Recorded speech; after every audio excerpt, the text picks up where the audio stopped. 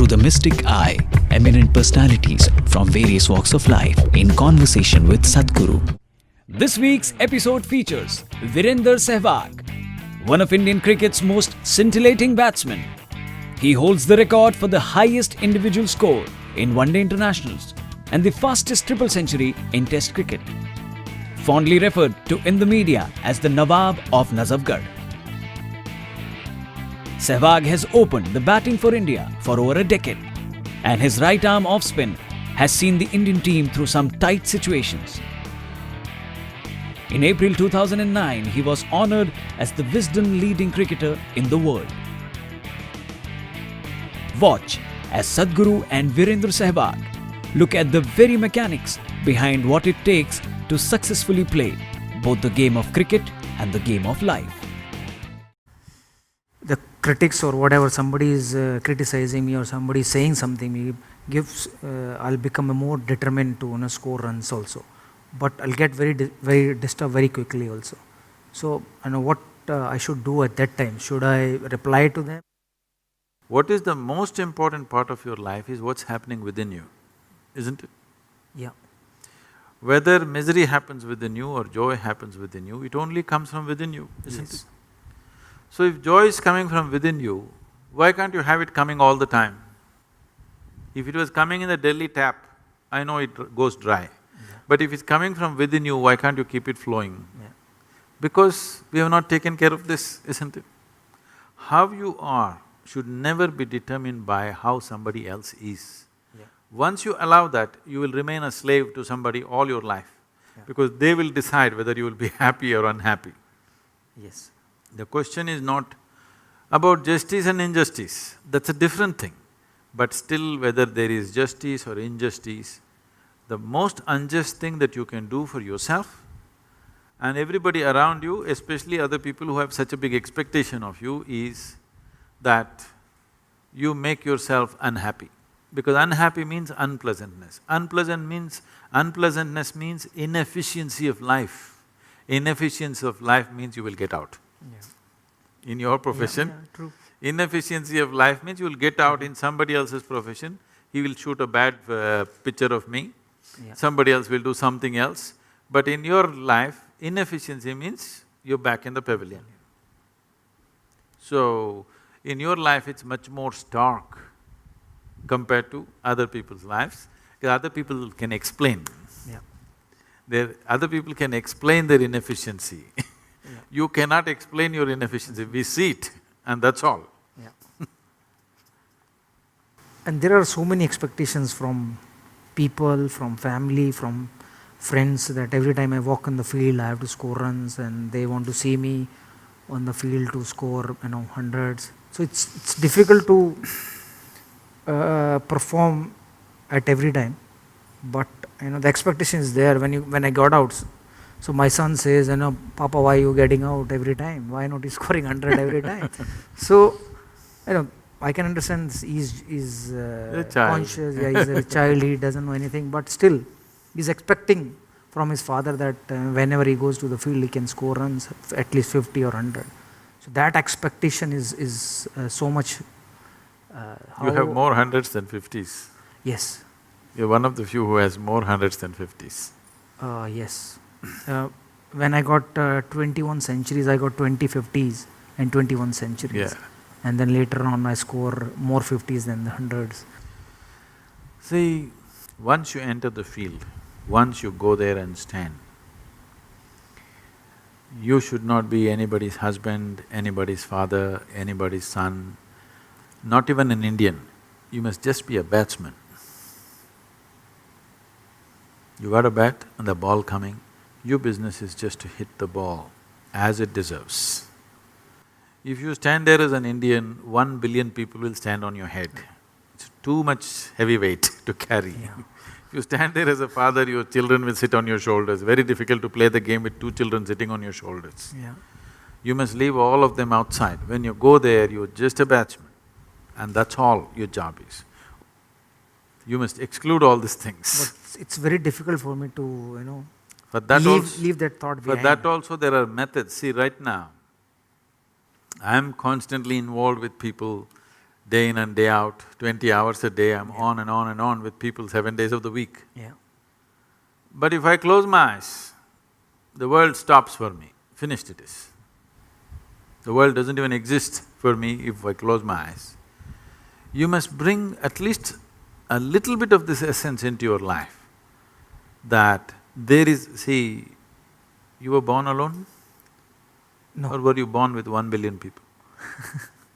Yeah, born alone. Alone. Yeah. When you die, you'll die alone. Yeah. Right now, within this body, you live alone. Yeah. You may do many other things. Yeah. All these other things come in between and go in between, okay? Yeah. One way or the other.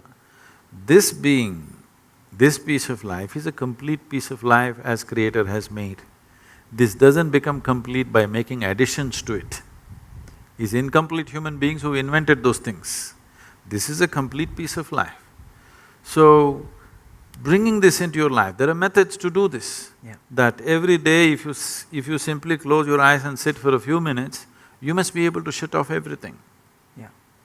If this happens in your daily life, when you go and stand there, it's just a business between you and the ball, that's all. And that's all it should be.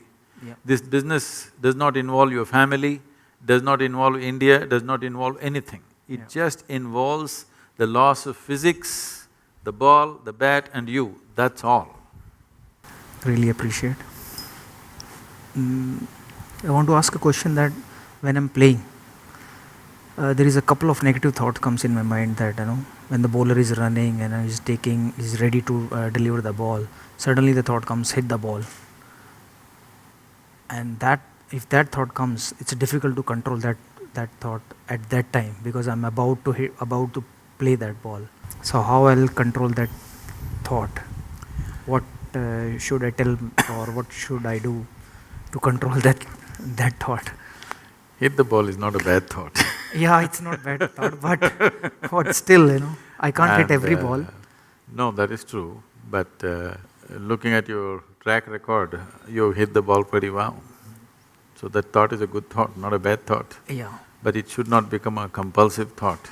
And above all, so this is something that all of us have to understand, whether it's you're playing cricket or you're running a business or whatever you may be doing. There is something called as reality. Yes. There is something called as impressions of reality that we carry within ourselves. Yes. Suppose you never played cricket in your life, for the first time, you stand there. Yes. If a ball comes at you, you would naturally like to look at it, how it comes and then hit it. Only because you played cricket for a certain number of years, Yes. now you have this thought, because there is a score to fulfill and there are expectations, this time India has to win and so many things, expectations of 1 billion people, Yeah. all that stuff. But actually, you don't play a game. I would call everything a game in life. Yes. Whether you're on a playing field or you're in any other field, it is a kind of a game. You don't play any game well, you don't win a game because you want to win. Yeah. You don't hit a ball because you want to hit. Yeah. It is only because you do something right, it all works. So if you want to do something right, if you want to do anything right, first thing is we're able to grasp the situation for what it is. You're expecting the ball at 160 kilometers per hour. Suppose he lets it out at 60 kilometers per hour. It's the easiest things to hit probably, but you may miss it simply because you're expecting it to happen in a certain way. This expectation is coming because your memory is projecting into reality and making an unreal reality. So if there is an intelligent bowler, he reads this and he will make those things, and it is not always the fastest bowler or the one who spins most who gets the wickets, it's one who reads the batsman's expectations and just does the reverse of that, who manages to fox the batsman. So it doesn't matter which aspect of life, whether sport or otherwise, the important thing is we are able to grasp what is there and do the appropriate action. Yeah. In a sport, it becomes very, kind of focused because so many people watching, and we know if you don't hit the ball right, all of us know it. Somebody is driving, if he, instead of missing the pothole, if he hits the pothole, maybe not everybody notices. Somebody is doing business, instead of doing the right thing, if he goes little off, maybe not too many people notice it. But in sport, if you don't hit the ball, if you don't take the ball in the center of the bat, all of us notice it. Yes. Not just you, Yes. not just the bowler. Every one of us know that you didn't hit it right. So because of that, all this is building up. I was just talking to somebody and they are just then… somebody was telling me, we got to beat Pakistan this time. I said, don't try to beat Pakistan, just hit the ball. Yes. If you want to beat Pakistan, they'll wage a war, okay? Yeah. You don't try to beat Pakistan, all you have to do is hit the ball. If you try to beat Pakistan, Pakistan is not in the ball, it'll be somewhere there. Yes. In trying to beat that, all that'll happen is you'll go and sit in the pavilion. That's all that'll happen. Yes. In human mind, there is perception, there is memory, there is imagination. People are not able to keep these things separate. There is memory of the game, there is imagination of how you will carry the cup, and there is a reality of a ball coming at you. It is only the reality that you can handle. Memory and imagination, you can only fancy with. One is about that which is over, one is about that which is yet to happen. The reality is the ball is coming and you have a bat in your hand, you have to hit it the way the ball deserves it, not the way India deserves it, not the way Pakistan deserves Yes. it, not the way somebody else deserves it. You have to hit the ball the way the ball deserves it, the way it's coming. So to keep this clarity of mind, there are methods with which you can hold your mind in such a way that this moment if I sit here, the memory of who I am, my parentage, my upbringing, my growing up, my things, or things that I know, if all these things come right now in my mind, I will not perceive what is here. Memory will play. Yes. Memory is not a reality Yes. because it is about something that is over, which does not exist. That which does not exist, if it impedes into that which exists, you will miss that which exists. This is so in everybody's life, but in a sports person's life, the effect of that is immediate. In other people's lives, it'll pay out and they will see it after some time that it doesn't work. Yes. But with your life, it's right there.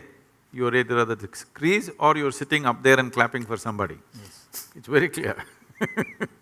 So because of that, it stands out, but this is true for everybody's life. So see, when you're given such a sophisticated mechanism called mind, human mind is not a simple thing, it's a magnificent mechanism. Even if you buy a phone, a simple phone, which they're calling it smart, it's not as smart as you, okay? Yes. But even if you buy a phone, you have to read a manual which runs into 20 pages of how to use it. Yes. They're not telling you how it works, they're only telling you how to use it will take a certain amount of study. If you want to know how it works, it will take much more Yes. amount of study. Did you ever read the user manual for your brain? No. That's the whole thing. We are not looking at how this works, simply we are trying to use it. By nature or by accident, people may get to use it, but not consciously. But there is a method or There is a method. a technique to This is a use it? very established method. Okay. My next question is that only how I'll control that thought? Don't try to control it, you need to liberate yourself from this. Okay. See, I'm not talking about controlling your mind. Yeah. I'm talking about liberating it Yeah. from all kinds of additions that it has added on. Yeah. If you control your body, if you control your mind, what it means is, control means to hold it within certain limits. But you become who you are in the world only because you cross the limits.